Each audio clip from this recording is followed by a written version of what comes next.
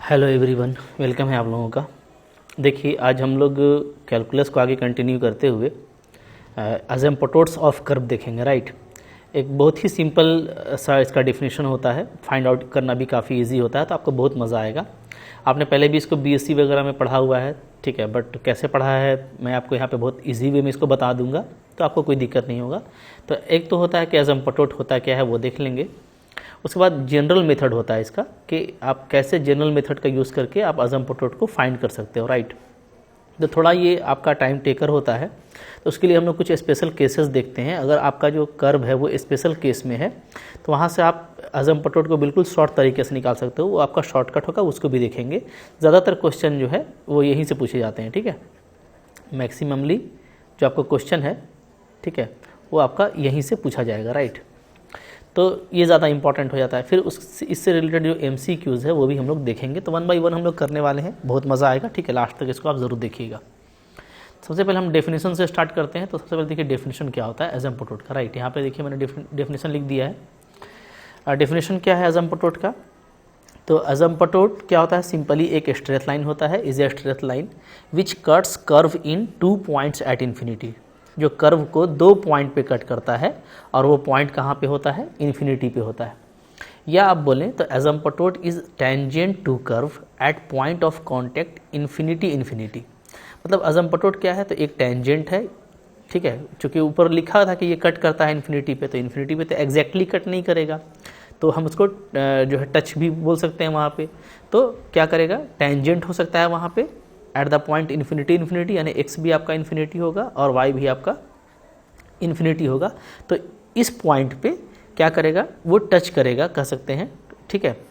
But is at finite distance from origin, लेकिन ये origin से फाइनाइट डिस्टेंस पे होता है। ऐसा नहीं कि इन्फिनिटी पे अगर वो टच करेगा, क्योंकि इन्फिनिटी पे टच करने का मतलब क्या है कि आपको ऐसा एहसास होगा, ठीक है, कि वो इन्फिनिटी पे क्या कर रहा है? कर्व को टच कर लेगा।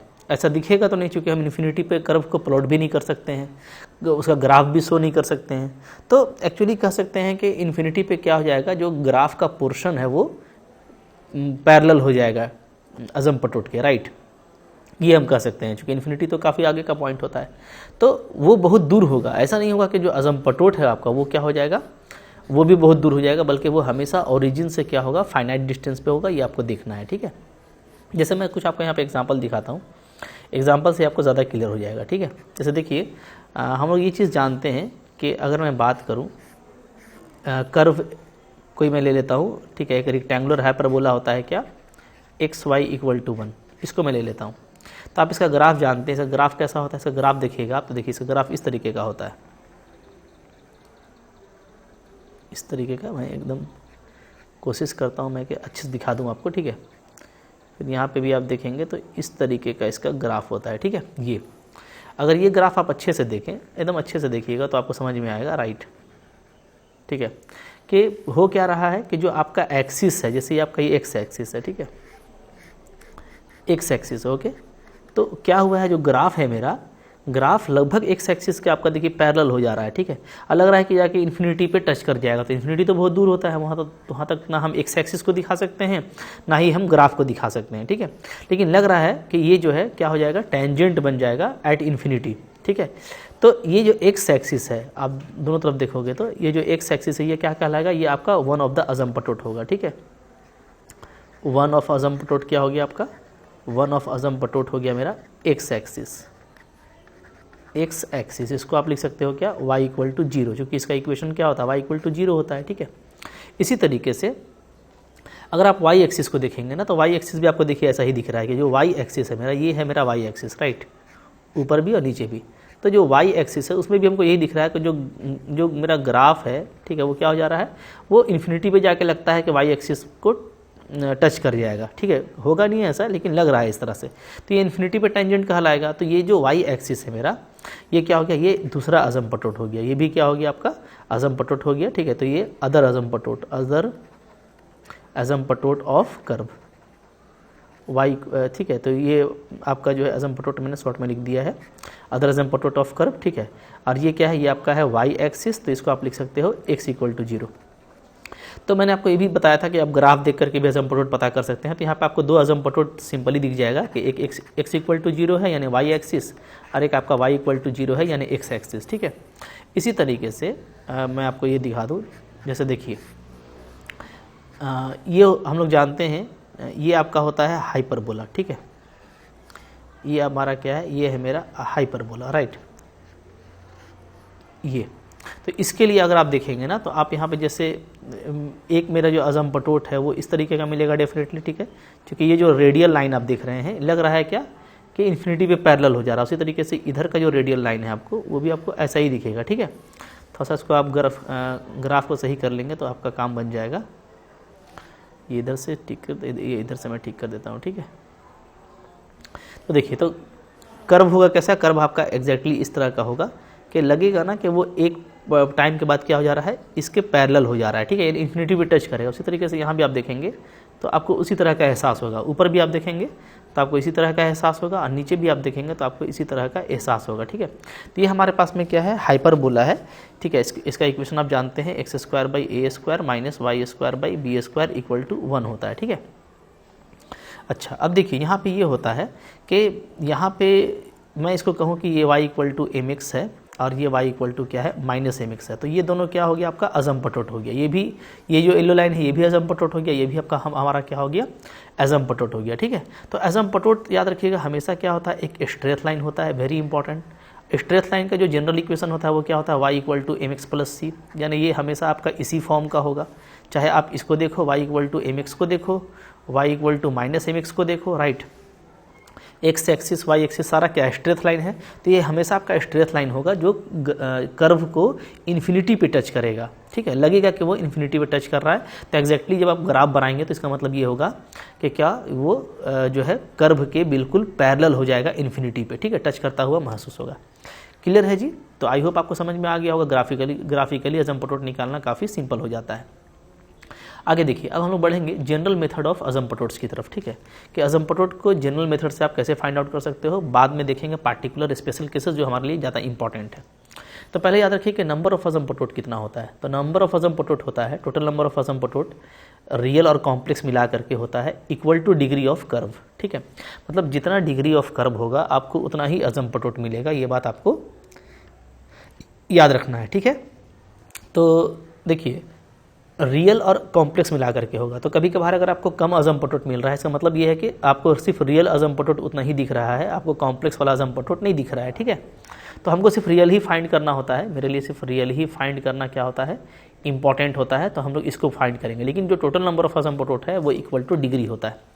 ठीक है, अच्छा जैसे ऊपर देखिए आप, यहाँ पे हम लोग देखेंगे कि यहाँ पे जो डिग्री है इसका कितना है, इसका अगर हम लोग डिग्री देखें इस कर्व का तो इसका डिग्री है 2, क्योंकि ये 2 डिग्री कर्व है तो आपको 2 अजम्पटोट मिल रहा है। ठीक है, यहाँ पे भी आप देखोगे तो ये भी आपका जो इसके डिग्री है ये हाइपरबोला का ये 2 है, तो यहाँ पे भी आपको 2 अजम्पटोट मिल रहा है, राइट।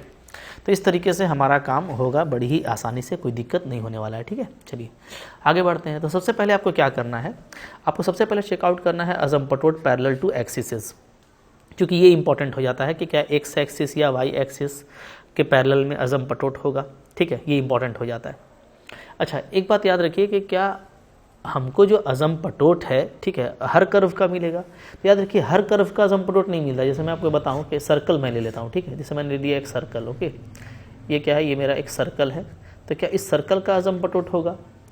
तो अगर आप अजम्पटोट देखेंगे तो अजम्पटोट क्या करता है, इन्फिनिटी पे कट करता है। ठीक है, तो ये तो एक क्या है, एक सिमेट्रिक शेप है आपका। ठीक है, और जो दिख रहा है कि with in the finite domain है, तो इनफाइनाइट तक तो ये कर्व जाएगा नहीं। तो जो भी फाइनाइट डोमेन वाला है तो ऐसे में क्या होगा, यहाँ पे अजम्पटोट इन्फिनिटी पे कभी नहीं टच कर पाएगा। ठीक है, तो अजम्पटोट यहाँ पे क्या होगा, नॉट एग्जिस्ट। तो याद रखिएगा हर कर्व के लिए अजम्पटोट एग्जिस्ट नहीं करता। जैसे मैंने यहाँ पे लिया था एक सर्कल जिसके लिए अजम्पटोट एग्जिस्ट नहीं करता है। ठीक है, तो अजम्पटोट हर कर्व का नहीं होता, ये भी जानना है आपको। ठीक है, मेनली जो कर्व इनफाइनाइट तक जाता है उसका अजम्पटोट होगा, जो भी इनफाइनाइट डोमेन में जाएगा, राइट। तो ये भी समझ के रखना है। तो अब देखिए सबसे पहले आप अजम्पटोट फाइंड करोगे पैरेलल टू एक्सिस। ये कैसे फाइंड आउट होगा? तो आपको करना क्या है, आपको इक्वेट करना है, याद रखिएगा, coefficient of highest power of x. ठीक है, हाईएस्ट पावर ऑफ एक्स को आप इक्वेट करेंगे प्रेजेंट इन द कर्व। तो ये आपको क्या देगा, ये आपको देगा अजम्पटोट पैरेलल टू एक्स एक्सिस। ठीक है, ठीक है। ये क्या देगा आपको, ये आपको देगा असिम्प्टोट पैरेलल टू एक्स एक्सिस। मैं आपको यहाँ पे एक एग्जांपल से समझा देता हूँ, बड़ी ही आसानी से आपको समझ में आ जाएगा, ठीक है। जैसे देखिए मान लीजिए मेरे को कर्व इस तरीके से दिया हुआ है, ठीक है। एग्जांपल में ले लेता हूँ। देखिए ये कर्व दिया हुआ है मेरे को, मान लेते हैं x cube y right plus y cube x is equal to x square minus 1, ये हमको कर्व दिया हुआ है, ठीक है। तो इसमें असिम्प्टोट अगर आपको निकालना है पैरेलल टू एक्स एक्सिस, ध्यान दीजिएगा, हाँ देखते हैं पैरेलल टू एक्स एक्सिस मिलता है कि नहीं मिलता है। तो पैरेलल टू एक्स एक्सिस निकालने के लिए आप क्या निकालो, आप देखो कि coefficient of highest power of x क्या है।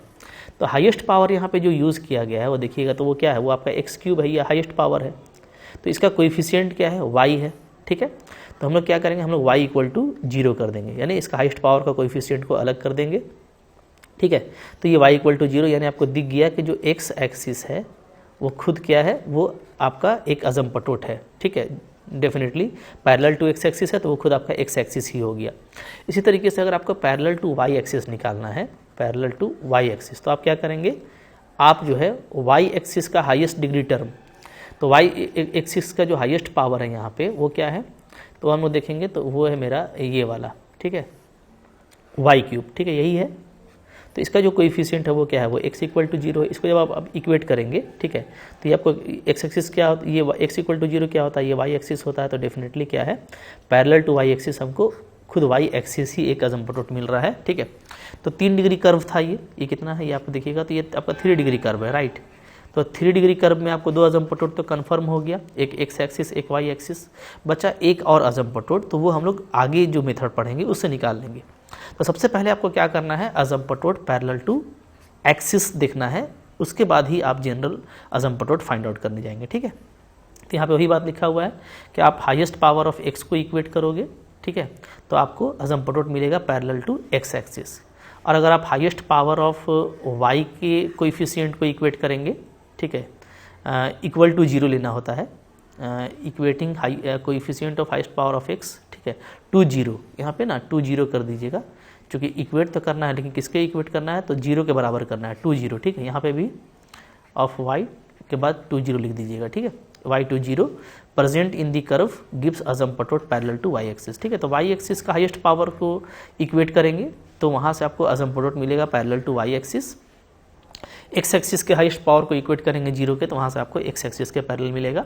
अभी हम लोग यहाँ पर कुछ क्वेश्चन देखेंगे, वहाँ से ज़्यादा क्लैरिटी हो जाएगा, ठीक है। चलिए अब देखिए नेक्स्ट इंपॉर्टेंट हो जाता है कि अगर आप एक्स एक्सिस के पैरेलल निकाल लिए, वाई एक्सिस के पैरेलल निकाल लिए, ठीक है, लेकिन फिर भी आपको क्या हुआ कि आपको असिम्प्टोट्स नहीं मिला, तो आपको जाना पड़ेगा एक जनरल वे की तरफ, ठीक है। तो जनरल वे ऑफ असिम्प्टोट क्या है, देखिए यहाँ पे है कि जो भी आपको असिम्प्टोट है वो इसी फॉर्म का होगा, क्योंकि वो क्या होता है, वो एक स्ट्रेट लाइन होता है, राइट। ये क्या होता है, ये हमारा एक स्ट्रेट लाइन होता है, तो ये इसी फॉर्म का होगा। अब देखिए इसमें आपको स्टेप बाय स्टेप जाना है। सबसे पहले आपको क्या करना है, सेपरेट, यहाँ पे मैंने एक एग्जांपल लिया है 4 3 2 1 0, ठीक है, मतलब जैसा भी कर्व होगा तो हाईएस्ट से लोवेस्ट की तरफ के सारे डिग्री टर्म को अलग अलग करना है, ठीक है, सेपरेट करना है। जैसे 4 3 2 1, मान ली सबसे बड़ा डिग्री, सबसे ज़्यादा पावर 4 है, तो 4 वाले सारे टर्म को, जो भी 4 डिग्री टर्म है उसको अलग कर लीजिए, ठीक है, टर्म्स ऑफ डिग्री 4। फिर 3 वाले को अलग कर लीजिए, ठीक है, टर्म्स ऑफ डिग्री 3। इसी तरीके से आप सारे टर्म्स वाले डिग्री को अलग कर लीजिए। ये पहला काम होगा, डेफिनेटली करेंगे तो ज़्यादा इजी दिखेगा। उसके बाद आपको क्या करना है, x को 1 रखिएगा और y को इनपुट कर दीजिएगा, ठीक है। इससे क्या होगा, इससे आपका सिंपली जो भी ऊपर में आपको मिलता है पोलिनोमियल, वो as a function of m मिल जाएगा, ठीक है। अच्छा अब क्या करना है, तो अब हमको पहले m फाइंड करना है। तो finding slopes of tangent, slope का मतलब क्या होता है, क्योंकि हमको m निकालना है, क्योंकि यहाँ पे m क्या होता है, स्लोप होता है। तो स्लोप निकालने के लिए आपको क्या करना है, आपको, ठीक है, m का वैल्यू निकालने के लिए आपको चूज़ करना है जो सबसे बड़ा था, जो सबसे बड़ा वाला टर्म था। जैसे 5 4 m यहाँ पे सबसे बड़ा जो है डिग्री का टर्म है, ठीक है, तो इसको हमको 0 कर देना है, हाईएस्ट वाले को, सबसे हाईएस्ट वाले को हम 0 कर देंगे तो यहाँ से आपको m मिल जाएगा, ठीक है। जो भी इक्वेशन आएगा after solving that we get m, right. m मिल गया, अब आपको c चाहिए, तो c निकालने के लिए फॉर डिस्टिंक्ट m आपको m का अलग अलग वैल्यू मिलेगा। उसके लिए c निकालने के लिए आपको ये फॉर्मूला अप्लाई करना है, ठीक है, c phi n dash m plus phi n minus 1 m equal to 0। बात को अच्छे से समझिएगा, बहुत इजी है, ठीक है। असल में होता क्या है, हम लोग को ये पता है कि y equal to m x plus c क्या होता है, ये हमारा जो है एसिम्पटोट का फॉर्म होता है, चूँकि वे स्ट्रेट लाइन है। इसको आप क्या करते हो, इसको आप पुट कर देते हो कर्व में, ठीक है। कर्व में पुट करके आप क्या करते हो, आप फिर उसको एक्सपैंड करते हो यूजिंग टेलर्स थ्योरम, ठीक है। टेलर आपने पढ़ रखा है, तो टेलर थ्योरम को यूज़ करके आप इसको एक्सपैंड करते हैं। तो अब एक्सपैंड करते हैं तो हमको जो एसिम्पटोट का जो प्रॉपर आइडिया है, चूँकि आपने डिटेल में पढ़ा हुआ है, ठीक है, बहुत डिटेल में जानने की जरूरत नहीं है, मैं आपको बता दे रहा हूँ शॉर्ट समरी, कि जो हाईएस्ट जो आपको एसिम्पटोट निकलेगा वो कैसे निकलेगा, तो वो आपको आइदर सबसे पहले आपको क्या करना पड़ेगा, इक्वेट करना पड़ता है second highest degree term to zero. जो भी एक्सपेंशन है उसमें हम लोग जो सेकेंड हाईएस्ट डिग्री टर्म है उसको जीरो करते हैं, ठीक है, उसके कोएफिशिएंट को जीरो करते हैं। जब आप जीरो करेंगे तो आपको ये मिलेगा, तो आपको यहाँ से सी का वैल्यू अगर लिखा जाए तो ये लिख सकेंगे, ठीक है। तो एक्चुअली जो इम्पॉर्टेंट है उस पर हमारा फोकस है, तो ये इम्पॉर्टेंट है कि आपको सी का ये वैल्यू याद रहना चाहिए कि आप इससे सी का वैल्यू निकालोगे, ठीक है। तो है क्या, तो देखिए फाई एन डैश एम नीचे में है और ऊपर में phi n minus one m है। तो देखिएगा नीचे जो है वो अगर एन डिग्री का है, ध्यान दीजिएगा, ठीक है, तो ऊपर में एक कम डिग्री लेना है, ठीक है। नीचे में जो भी आप लिए हैं ऊपर में एक कम डिग्री लेंगे, ठीक है। जैसे मान ली नीचे में मैंने लिया अभी 5-4, चूँकि 5-4 मेरा सबसे मैक्सिमम था, तो हम 5-4 का डैश करेंगे, नीचे में डिफ्रेंशिएशन निकाल लेंगे एम के रिस्पेक्ट में, ठीक है। डेफिनेटली एम के रिस्पेक्ट में ही डेरिवेटिव निकलेगा, और ऊपर में माइनस हम लेंगे 5-3m, ठीक है, चूँकि 4 से एक कम 3। तो अब इसमें हम लोग m का वैल्यू डाल देंगे, जो भी m हमको मिला है तो वहाँ से हमको c का वैल्यू मिल जाएगा, ठीक है। बहुत ईजी है निकालना, करेंगे तो ज़्यादा क्लैरिटी आएगा। इफ़ एग्जिस्ट, ध्यान दीजिएगा, ये एग्जिस्ट होगा तब ना, अगर ये एग्जिस्ट हो गया, ये आपको मिल गया, ठीक है, तो आपका काम यहाँ से हो जाएगा, ठीक है। हाँ, इसके थ्रू आप निकाल पाओगे। अगर मान लीजिए ये मेरा काम नहीं किया, ठीक है, या ये टर्म ही नहीं है ना, हो सकता है ये term second highest degree term ना हो, तो फिर आपको इसके आगे जाना पड़ेगा। तो इसके आगे आपको जाना पड़ेगा, यानी आपको फिर इक्वेट करना पड़ेगा थर्ड हाईएस्ट डिग्री टर्म को। जैसे यहाँ पे आपने सेकंड को किया था ना, तब आप क्या करेंगे, अब आप करेंगे थर्ड हाईएस्ट जो डिग्री टर्म है, राइट, डिग्री टर्म, इसका coefficient of third highest degree term, इसको आप जीरो करेंगे। इसको जब आप जीरो करेंगे तो अब आपको यहाँ से ये इक्वेशन मिल जाएगा, ठीक है। टेलर्स का ये पार्ट में मिलता है, ठीक है। अच्छा देखेंगे ना, अगर आप तो सिमेट्री वही है जो ऊपर वाला था, याद रखना बहुत मुश्किल नहीं है, ठीक है। मैं आपको दिखाता हूँ, देखिए यहाँ पे आप देखिएगा, तो अब चूँकि ये थर्ड हाईएस्ट डिग्री टर्म है तो ये आपका सेकंड ऑर्डर डेरिवेटिव से स्टार्ट हो रहा है, c² है, और ये आपका डिग्री कम होता जाएगा, डेरिवेटिव भी घटता जाएगा। टेलर्स में ऐसा ही होता है, ठीक है। तो c हुआ एक डिग्री, देखिए एक डिग्री कम हो गया, n-1 का टर्म लेंगे, उसका डिफ्रेंशिएशन करेंगे, डिफ्रेंशिएशन भी यहाँ पे फिनिश हो गया, क्योंकि ये फर्स्ट ऑर्डर डेरिवेटिव है, तब तो जीरो ऑर्डर का डेरिवेटिव होगा नहीं, ठीक है, वो फंक्शन ही हो जाएगा। तो फिर आपका फंक्शन बचेगा, एक और कम कर देंगे, तो ये यहाँ से एक कम होता जा रहा है, n से n-1, n-1 से n-2 इक्वल टू 0। आप इसको देखेंगे तो ये वही चीज़ है, क्योंकि ये आपका सेकंड हाईएस्ट था, तो ये आपका शुरू हो रहा था किससे, फर्स्ट डेरिवेटिव से। तो फर्स्ट डेरिवेटिव हो गया mn-m, इससे कम करेंगे डायरेक्ट आपको फंक्शन मिल जाएगा उससे कम डिग्री का, ठीक है, और कांस्टेंट c। तो फॉर्मेट वही है, आप इससे आगे का भी हाईएस्ट डिग्री टर्म को याद रख सकते हो, बट उतना यूज़ नहीं पड़ता है। तो फिर आप इसका यूज़ करके आप आराम से c निकाल लेंगे। c निकल जाता है तो लास्टली आपको क्या करना पड़ता है, m और c को बस पुटअप कर देना है और आपका काम हो जाएगा। आप डिफरेंट तरह के एसिम्पटोट्स को फाइंड आउट कर लोगे।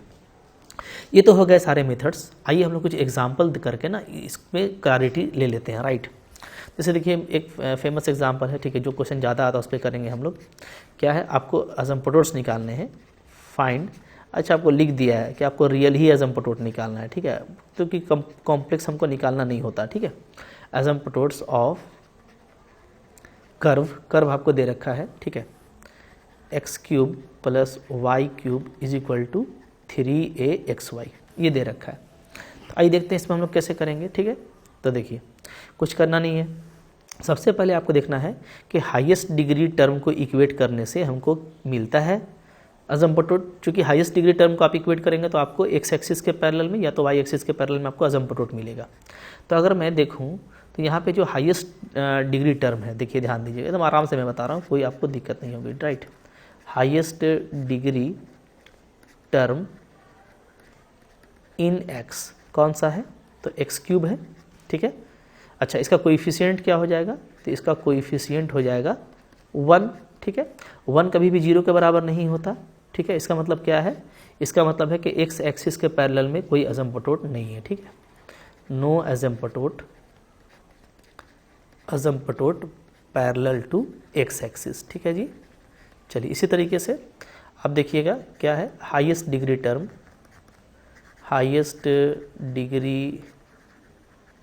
टर्म इन वाई क्या है, तो यहाँ पे आप देखिए वाई क्यूब का टर्म है y3 में, ठीक है, इसका भी कोएफिशिएंट कितना है, तो कोएफिशिएंट इसका भी आगे 1 ही है, 1 कभी 0 के इक्वल नहीं हो, 0, तो हमको क्या है, हमको कोई असिम्प्टोट नहीं मिलेगा, no asymptote parallel to y axis, ठीक है, तो हमको एक्सिस के पैरेलल में असिम्प्टोट नहीं मिल रहा, राइट। तो हम लोग अब क्या करेंगे, अब हम लोग आगे बढ़ेंगे, ठीक है, तो जो जनरल वे है उसके हिसाब से जाएंगे हम लोग। तो यहाँ पे देखिए क्या करना है, कुछ करना नहीं है, सबसे हाईएस्ट डिग्री टर्म को अलग कीजिए, तो φ3xy सबसे हाईएस्ट डिग्री टर्म है, ठीक है, क्योंकि 3 डिग्री का ये कर्व है, देखिए ध्यान दीजिएगा 3 डिग्री है ना, इसका कर्व का कितना डिग्री है, 3 डिग्री, तो सबसे जो बड़ा डिग्री 3 हो गया, फिर 2, फिर 1, ठीक है। अच्छा, तो यहाँ पे जो नंबर ऑफ असिम्प्टोट हमको मिलेगा वो भी क्या होगा, वो भी होगा 3, ध्यान दीजिएगा, ठीक है। तो चलिए 3 डिग्री का टर्म कौन कौन है, एक्स क्यूब है प्लस वाई क्यूब है, ठीक है, ये आपका फिर 2 डिग्री का टर्म है ना, तो 2 डिग्री का टर्म भी अलग कर लेते हैं, तो ये हो गया हमारा 3axy, ठीक है। इसके बाद 5 इससे कम वाला जो है यहाँ पे नहीं है, तो ये हम लोग सिंपली क्या कर देंगे कि ये हमारा 0 है, ठीक है जी। अब आइए, अब क्या करना है, अब हमको पुट कर देना है, जैसा मैंने आपको बताया था, x को 1 और y को m, जैसे ही आप ये पुट करते हो तीनों में, तो आपको यहाँ से φ3m आ जाएगा, क्या आ जाएगा, तो x को 1 और y को m, तो ये हो जाएगा m³ + 1, ठीक है। यहाँ से मेरा φ2m आ जाएगा 3am, राइट, और ये तो आपका 0 ही है, तो ये आपका 0 रहेगा, खैर इसका यूज़ भी यहाँ पे नहीं होगा, ठीक है। चलिए अब देखिए, अब क्या करना होता है, ये आपने निकाल लिया, इसके बाद जो सबसे हाईएस्ट वाला डिग्री वाला φ3m है उसको आप 0 करेंगे, ठीक है। तो आप टेक लेंगे क्या, φ3m = 0, यहाँ से क्या आ जाएगा, यहाँ से आपका m³ + 1 = 0 आ जाएगा, फैक्टर कर लेते हैं, तो m + 1, राइट, a³ + b³ में करेंगे तो, और आपका m² - m + 1 = 0, यहाँ से जो m का वैल्यू मिलता है वो आपको एक तो -1 मिल जाएगा, और एक आपको मिलेगा, चूँकि ये क्यूबिक रूट ऑफ -1 है, तो ये आपको ये मिल जाएगा, ठीक है। तो हमको 3 वैल्यू मिल गया, 2 तो हमको कॉम्प्लेक्स मिल गया है, ठीक है, तो ये तो आपको कॉम्प्लेक्स असिम्प्टोट देगा, तो इसको आप हटा दीजिए, ठीक है। 2 m के लिए आपको कॉम्प्लेक्स असिम्प्टोट मिलेगा, तो हमको इससे तो मतलब है नहीं, ठीक है। तो हम रियल के लिए क्या करेंगे, फॉर रियल असिम्प्टोट, चूँकि आपको रियल ही निकालना है, ठीक है, तो रियल असिम्प्टोट के लिए हम m को क्या लेंगे, सिर्फ -1 लेंगे, चूँकि इसी से आपको रियल मिलेगा, ठीक है। अब देखिए, तो c कैसे फाइंड आउट करना है, तो c = हो जाता है, फार्मूला अभी हम लोग पढ़े थे कि नीचे हाईएस्ट वाला लेना है, हाईएस्ट क्या था, φ3, तो इसका आप डिफ्रेंशिएशन करके लेंगे φ3'm, और ऊपर में क्या लेंगे, माइनस में φ2m लेंगे, ठीक है। ये फार्मूला है, नीचे हाईएस्ट वाला लेते हैं और उससे एक कम डिग्री का ऊपर में लेते हैं, तो देखिए माइनस φ2m क्या था, तो ऊपर में देखिएगा तो आपका आया था ये 3am, और φ3 तो φ3 का आप डैश कर दीजिए, ठीक है, क्योंकि φ3 क्या था, φ3m था मेरा m³ + 1, तो इसका अगर हम डिफ्रेंशिएशन करते हैं तो क्या आ जाएगा, सिंपली आ जाएगा 3m², राइट, तो यहाँ पे आपका आ जाएगा 3m², एक m आपका कैंसिल हो जा रहा है, तो आपका 3 भी कैंसिल, यहाँ पे आपका आ गया -a/m, ठीक है। अब हमको m रखना है -1, तो यहाँ पे आ जाएगा आपका सिंपली +a, ठीक है, व्हेन m = -1, ठीक है। तो आपका c का वैल्यू क्या आ गया, क्लियर है जी। तो हम लोगों का c का वैल्यू यहाँ पे आ जा रहा है सिंपली +a, क्लियर। अच्छा, चलिए ठीक है। अच्छा, φ2m क्या माइनस में था क्या, ये देखना होगा हम लोगों को, ऊपर में कुछ लगता है मिस किया है यहाँ पे हम लोगों ने, यस मिसिंग है, यहाँ पे एक चीज़ मिस किया हुआ है, उसको भी ध्यान दीजिए, ठीक है। देखिए कर्व जो है ना हमारा इस फॉर्म में होना चाहिए, = 0 के फॉर्म में, तो यहाँ पे एक चीज़ मिस हो गया शुरू में, जैसे x³ + y³ - 3axy = 0, इस फॉर्म में आपको होना चाहिए कर्व, ठीक है। तो इसको आप इसमें कन्वर्ट कर लीजिएगा, तो ये जो आपका 2 डिग्री टर्म है ना, तो वो माइनस में आ जा रहा है, देख रहे हैं ना, -3axy, ठीक है। तो ये 2 डिग्री टर्म हमारा माइनस में आ गया, तो यहाँ भी आपका लगा दीजिएगा माइनस, ठीक है, तो करेक्शन कर लीजिएगा। तो -3am है, तो माइनस माइनस यहाँ पे आपका हो जाएगा प्लस, ठीक है, तो ये प्लस a/m आएगा, और m -1 रखेंगे तो ये हमारा क्या आ जाएगा, ये हमारा आ जाएगा -a, राइट, हमारा क्या आ जाएगा, -a आ जाएगा। तो c का वैल्यू भी आ गया, तो देयरफॉर m हमको मिल गया -1 और c हमको मिल गया -a, है ना। हेंस चूँकि एक ही वैल्यू मिला है तो एक ही रियल एसिम्पटोट मिलेगा, तो जो आपको रियल एसिम्पटोट है वो क्या है, वो है हमारा is y is equal to mx plus c। इसमें पुटअप कर दीजिए तो आपका आ जाएगा y is equal to -x -a, और अच्छे से लिखेंगे तो x plus y plus a is equal to 0। देखिए कितने सिंपल तरीके से आपका रियल एसिम्पटोट मिल गया, ठीक है। एक ही एग्जाम्पल नहीं, कुछ और एग्जाम्पल करेंगे तो और भी ज़्यादा ये क्लियर होगा, ठीक है। तो मैं आपको यहाँ पे दूसरा एग्जाम्पल दिखाता हूँ, ठीक है। Example number 2, right. क्या है, आपको एसिम्पटोट फाइंड आउट करना है, x³ minus 2y³ plus 2x² minus xy² plus xy minus y² plus 1 equal to 0, इसका करना है, ठीक है। यहाँ पे आप देखिए बहुत अच्छे से, तो हम लोग ये देखते हैं, डायरेक्ट अब थोड़ा फास्ट करेंगे। ये मेरा हाईएस्ट, ठीक है, डिग्री टर्म है, हाईएस्ट डिग्री टर्म इन x ये है, ठीक है। इसका कोएफिशिएंट क्या है, कोएफिशिएंट 1 है, जो 0 होगा नहीं। इसी तरीके से यहाँ पे आप देखिएगा तो हाईएस्ट डिग्री टर्म इन y ये क्या है, ये आपका ये है, ठीक है। इसका कोएफिशिएंट क्या है, कोएफिशिएंट इसका हो जाता है -2, ठीक है। ये भी आपका 0 के बराबर होगा नहीं। इसका मतलब है कि यहाँ पे फैसला हो गया कि कोई एसिम्पटोट पैरेलल नहीं मिलेगा, नो एसिम्पटोट्स पैरेलल टू एक्सिस, यानी x एक्सिस और y एक्सिस के पैरेलल में आपको एसिम्पटोट नहीं मिल रहा है, ठीक है। आगे बढ़ जाइए। तो अब हम यहाँ क्या करेंगे, सबसे पहले हम निकालेंगे 3 डिग्री टर्म को अलग करेंगे, ठीक है। अच्छा, 3 डिग्री टर्म को अलग कीजिए, और कैसे अलग कीजिए, डायरेक्ट आप निकाल लीजिए, y को आप ध्यान दीजिएगा m रखिएगा, और आप x को 1 रखिएगा, तो आपका देखिए 5×3m क्या बनता है, डायरेक्ट देखेंगे ना। यहाँ पे 1 रखेंगे, माइनस इसमें m रखेंगे 2m³। ये भी देखिए 3 डिग्री का टर्म है, तो यहाँ भी रखेंगे x को 1 और y को m, तो हो जाएगा आपका 2m। ये भी 3 डिग्री का टर्म है, 1 और 2 पावर ऐड हो जाता है, ठीक है। तो यहाँ पे भी आप रखिएगा तो क्या आ जाएगा, -m², ठीक है। ये देखिए अब आपका 2 डिग्री का है ये, तो ये हम छोड़ेंगे, इसको नहीं लेंगे।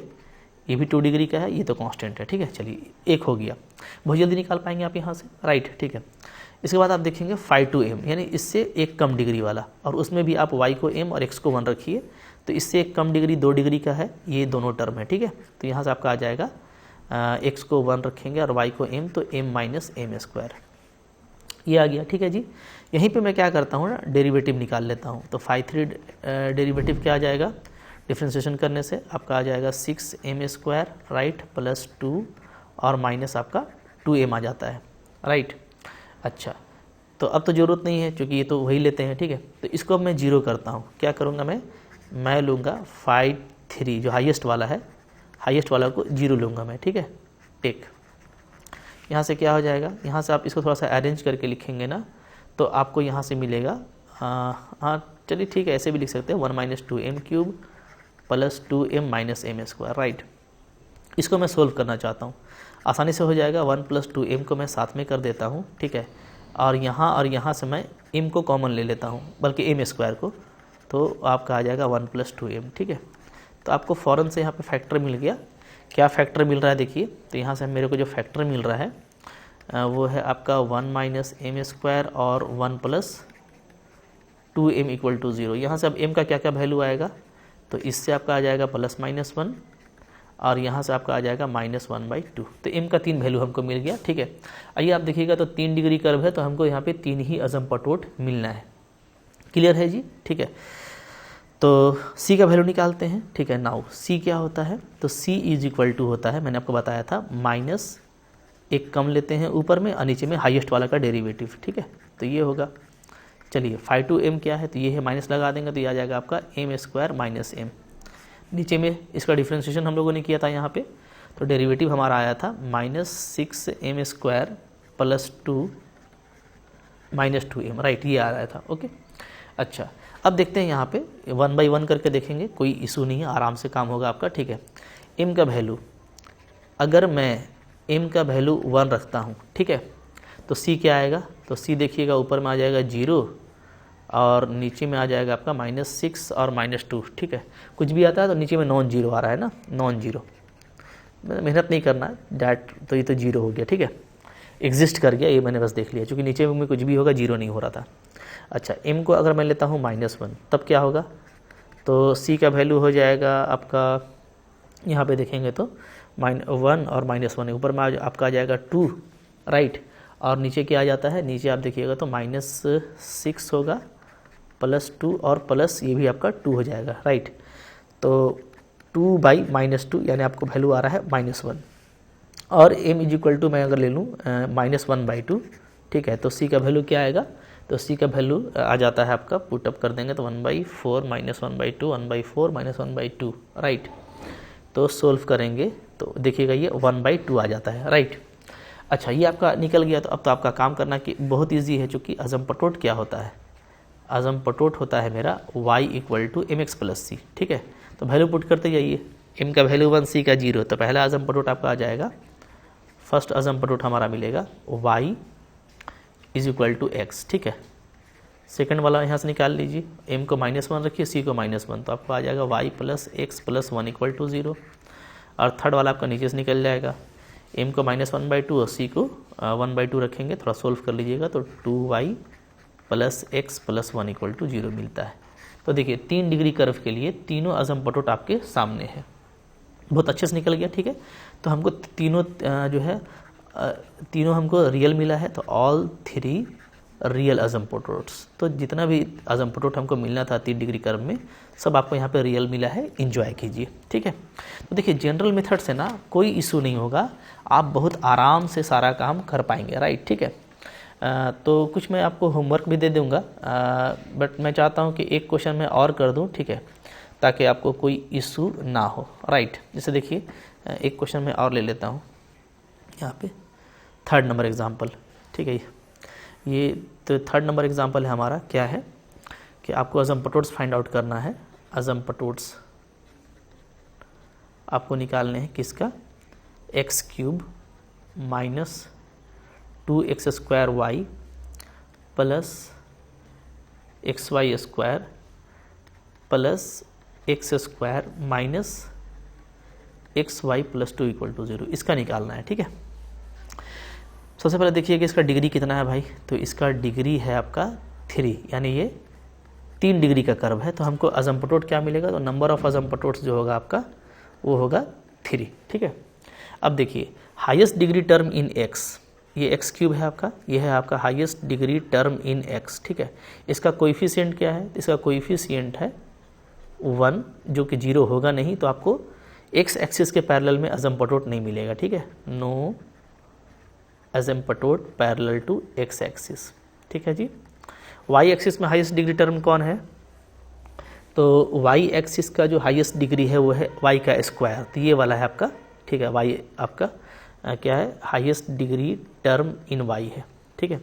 यहाँ से अगर मैं कोएफिशिएंट को देखूँ तो इसका कोएफिशिएंट क्या आता है, x आता है, जो कि आपका 0 होगा डेफिनेटली, और x = 0 का मतलब हो जाएगा y एक्सिस, यानी हमको एक अजम्पटोट मिल रहा है, ठीक है। वन ऑफ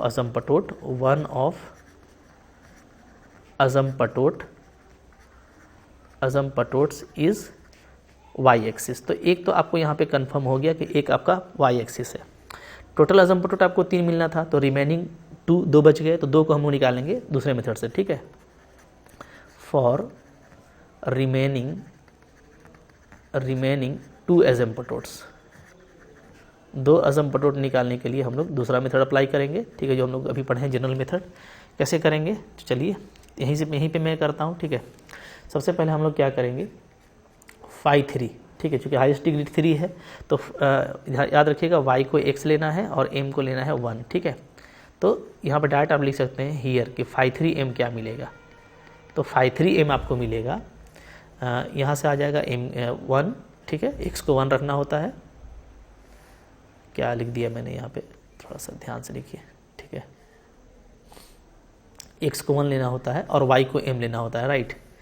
x को 1 पुट करना होता है, y को m पुट करना होता है। चलिए, तो ये 1 हो गया, माइनस ये भी 3 डिग्री का टर्म है तो यहाँ से आपका आ जाएगा 2m, ये भी 3 डिग्री का टर्म है तो यहाँ से आपका आ जाएगा प्लस m², ये हो गया। ठीक है, ये तो 2 डिग्री का है। इसके बाद हम लोग निकालेंगे क्या, 5 to m निकालेंगे तो 2 डिग्री का टर्म ये है और ये है। ठीक है, तो x को 1 और y को m रखने से आ जाता है 1 माइनस m, ये आ गया जी। ठीक है, अगर इससे नीचे का जरूरत पड़े तो 5m ले लेते हैं, ये सिंपली आपका क्या है, कांस्टेंट है। ठीक है, चूँकि 3 डिग्री है, 2 डिग्री है, अच्छा 1 डिग्री का तो है ही नहीं, तो 1 डिग्री आपका 0 हो जाएगा। ध्यान दीजिएगा, कांस्टेंट टर्म है 2 ना, तो 1 डिग्री का कोई टर्म नहीं है तो ये आपका 0 हो गया। ठीक है, चलिए अब क्या करना है, तो यहाँ पे देखिए मेरे को phi3 का डैश भी चाहिए होगा तो निकाल लेता हूँ मैं। तो ये आपका आ जाएगा -2 + 2m, m के रिस्पेक्ट में आपको सिंपली डिफ्रेंशिएशन कर देना है। ठीक है, यहाँ पे मैं phi2 का भी डैश निकाल लेता हूँ जरूरत पड़ने पर, तो ये आपका -1 आ जाएगा। ठीक है, m के रिस्पेक्ट में, और phi1 तो आपका 0 ही है तो इसका डेरिवेटिव भी 0 होगा। ठीक है, तो ये सारा काम यहाँ पे हो गया। चलिए अब देखते हैं हम लोग कि m के लिए, ठीक है, फॉर m के लिए क्या करेंगे, phi3m को आप 0 कीजिएगा, 0 कर दीजिए, तो यहाँ से आपका m² - 2m + 1 = 0 आ गया। यहाँ से मेरा m - 1 का होल स्क्वायर 0 आएगा, यानी m का हमको 2 इक्वल वैल्यू मिलेगा, ओनली 1। ठीक है, तो m मेरा 1 आ गया, हाईएस्ट को हम लोग 0 कर दिए। ठीक है, अच्छा अब c के लिए, तो c के लिए कैसे करते हैं, तो c का वैल्यू होता है जैसा मैंने बताया था, हाईएस्ट ले लीजिएगा, उसका derivative minus phi2 dash m। ठीक है, तो phi2 ऊपर में phi2 डैश नहीं होता है, ठीक है, नीचे सिर्फ डेरिवेटिव होता है। तो चलिए, तो phi2 जो है मेरा राइट, वो क्या है, 1 - m है, तो इसको मैं लिख देता हूँ m-1, और नीचे में phi3 का डैश। ठीक है, तो phi3 का डिफ्रेंशिएशन क्या आया था, -2 + 2m, यानी मैं अगर 2 को कॉमन ले लूँ राइट, तो ये क्या आ जाता है, ये आपका आ जाता है m-1। क्लियर है जी, यही है। अच्छा ओके, चलें ठीक है। अब देखिए यहाँ पे ना, यहाँ पे 2 बातें हैं, ध्यान दीजिएगा, बहुत अच्छे से देखिएगा तो आपको मज़ा आएगा। ठीक है, अच्छा यहाँ पे माइनस था तो यहाँ पे 1 - m ही आएगा, ये ठीक कर लेता हूँ मैं इसको। ये क्या आएगा, आपका आ जाएगा 1 - m। ठीक है, अब देखिए यहाँ पे ना आप काट करके इसको मत लिख देना कि ये -1/2 है, ध्यान दीजिएगा। हाँ, अगर आप -1/2 लिख देते हैं, मैंने आप फैक्टर को कट कर देते हैं, लिख देते हैं -1/2, तो ये क्या होगा, ये इंडिपेंडेंट ऑफ m हो जाएगा, इंडिपेंडेंट ऑफ m हो जाएगा। जबकि हमको c का डिपेंडेंट वैल्यू चाहिए, यानी c का वो वैल्यू चाहिए जो m = 1 पे डिपेंड करता है। ठीक है, तो ये हम नहीं लेंगे और हम बोल देंगे क्या कि c एग्जिस्ट नहीं करता है। ठीक है, क्योंकि अगर हम m को 1 डालते हैं तो 0/0 आ जाएगा। ठीक है, तो 0/0 आएगा तो हम क्या लिखेंगे कि c not exist for m = m। तो m = 1 के लिए हमको c का कोई वैल्यू नहीं मिल रहा है। ठीक है, तो हम इस मेथड से अभी नहीं जा पाएंगे, तो हम लोग को जो अनदर था कि अगर एग्जिस्ट नहीं करेगा तो क्या करेंगे। ठीक है, तो हम लोग जो है इसके बाद क्या करेंगे, अप्लाई करेंगे आगे वाला। ठीक है, देन वी यूज़, क्या यूज़ करेंगे हम लोग, c² फैक्टोरियल 2 था। ठीक है, और phi3 हाईएस्ट का सेकंड ऑर्डर डेरिवेटिव से स्टार्ट करेंगे। ठीक है, प्लस c, इससे एक कम होगा, डेरिवेटिव आ जाएगा। ठीक है, और फिर लास्ट में फंक्शन ही बचता है, यानी phi1m = 0। तो हम लोग इसका यूज़ करेंगे, ये भी फॉर्मूला हम लोग पढ़े थे। ठीक है, यहाँ से देखिएगा ये हो गया आपका c²/2। अब phi3 का डबल डेरिवेटिव कीजिए। ठीक है, तो हम लोग ऊपर में देखे थे कि phi3 का डैश क्या आया था, तो ये आपका आया था 2m - 2। इसका फिर से एक बार डिफ्रेंशिएशन कर देंगे तो क्या आ जाएगा, तो ये आपका सिंपली 2 आ जाता है। ठीक है, तो ये हमारा हो गया value 2 plus c phi2 dash, phi2 क्या था आपका, तो phi2m का जो वैल्यू आया था, ठीक है, वो आया था हमारा 1 - m। यहाँ से अगर मैं इसका डिफ्रेंशिएशन कर दूँ m के रिस्पेक्ट में तो सिंपली -1 आएगा, तो ये आपका हो गया -1 और प्लस phi1, तो phi1 तो यहाँ पे था नहीं। ठीक है, ये आपका 0 था तो ये आपका 0 हो गया। ठीक है, तो यहाँ से अब आपका c निकल जाएगा। देखिए क्या आ रहा है, यहाँ से आपका सिंपली आ रहा है c² - c = 0। राइट, यही आ रहा है जी। तो यहाँ से आप देखिएगा तो c का एक तो c और -1 इक्वल टू 0, यानी आपको सी का 2 वैल्यू आ जाएगा 0 और 1। ठीक है, तो सी का 2 वैल्यू आ गया हमारा 0 और 1 आ गया। ठीक है, तो अब हम कह सकते हैं कि जो 0 और 1 है, ठीक है, ये क्या है, ये मेरा वैल्यू है, जबकि हम लोग m को क्या लिए हैं, 1 लिए हैं, राइट। ठीक है, तो हम बोलेंगे therefore for m equal to 1, c equal to क्या है, 0 है, और आपका क्या है, और आपका 1 है। ठीक है, देयरफॉर जो 2 अजम्पटोड बच गए थे उसी को निकालना है ना, तो 2 रिमेनिंग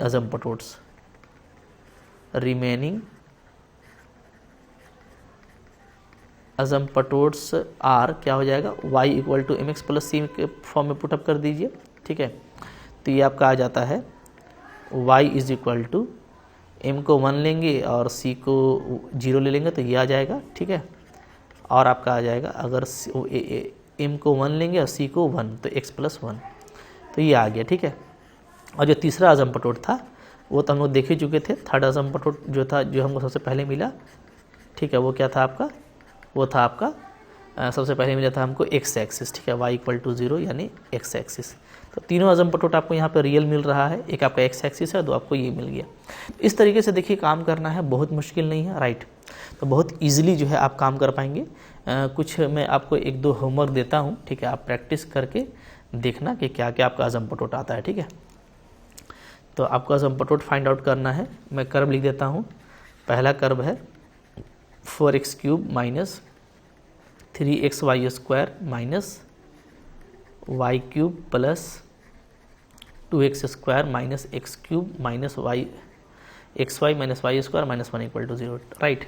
इसका आप अजम्पटोड निकाल के देखिएगा। ठीक है, कौन कौन सा अजम्पटोड मिलता है, आराम से बनाना है, कोई बड़ी दिक्कत वाली बात नहीं होगी। ठीक है, दूसरा मैं दे देता हूँ आपको, आप इस तरीके से निकालना, x² plus xy² equal to a², इसका निकाल के देख लेना आप। ठीक है, और एक मैं आपको दे देता हूँ x4 minus y4 plus 2ax² y is equal to b² x²। तो इनका अजम्पटोड निकाल करके आप मेरे को डेफिनेटली कमेंट कीजिएगा। ठीक है, या अगर आप कोर्स में इसको कर रहे हैं तो आप मेरे को जो हम लोग का ग्रुप है उसमें रिप्लाई कीजिएगा। ठीक है, तो आई होप आपको देखिए अजम्पटोड जो जनरल तरीके से आता है इंक्लूडिंग पैरेलल एक्सिस, तो ये आपको समझ में आ गया, मुश्किल नहीं था। ठीक है, इजी था, छोटा सा चीज़ है, उसको याद रखिएगा।